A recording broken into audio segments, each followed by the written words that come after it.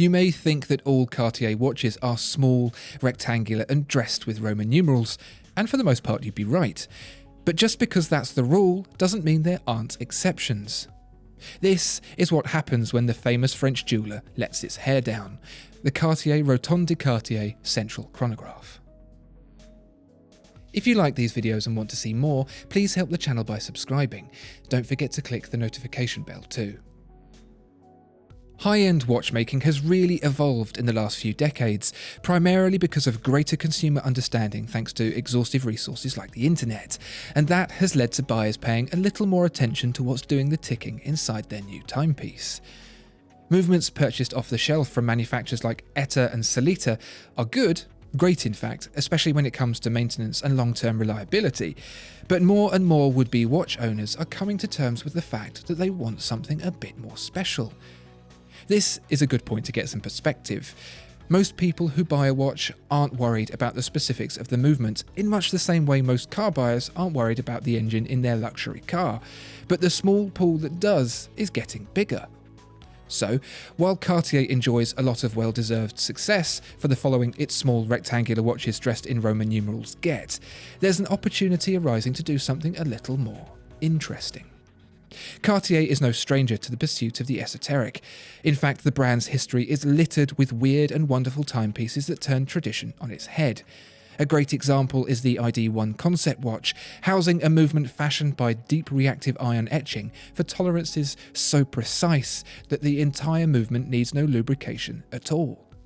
Or, going back some, the 1920s mystery clocks, works of visual trickery that appeared to suspend the display entirely independently of the mechanical drive, many of which still baffle to the same extent now as they did back then.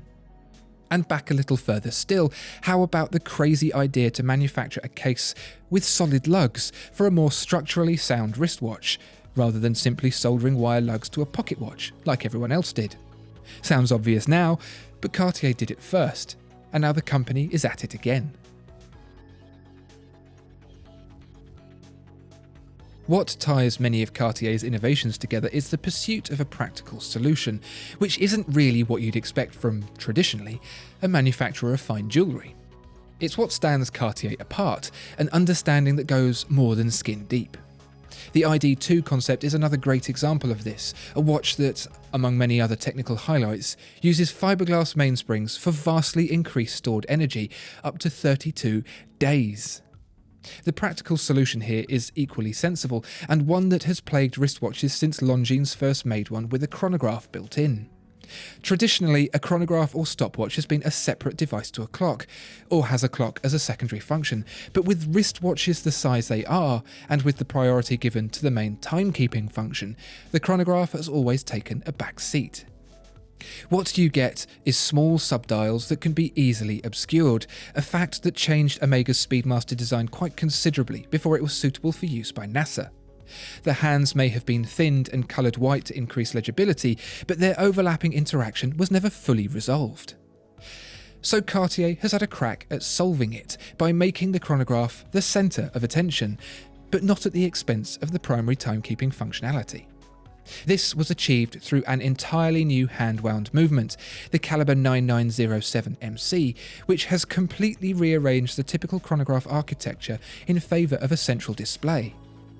The way it operates is much the same as your run-of-the-mill chronograph, with one pusher to start and stop the movement and another to reset it, but it's in the display that things take a turn for the interesting.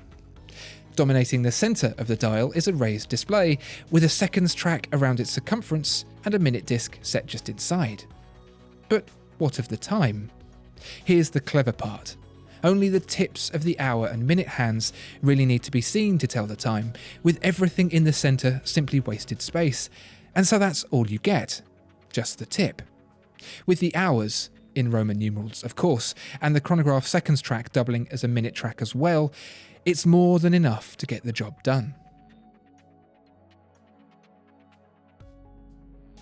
There are many thousands of people happy with their small, rectangular Cartier watches, and that's great for them, but if you're looking for something that adds a bit more technical spice to the Cartier name, you needn't look elsewhere.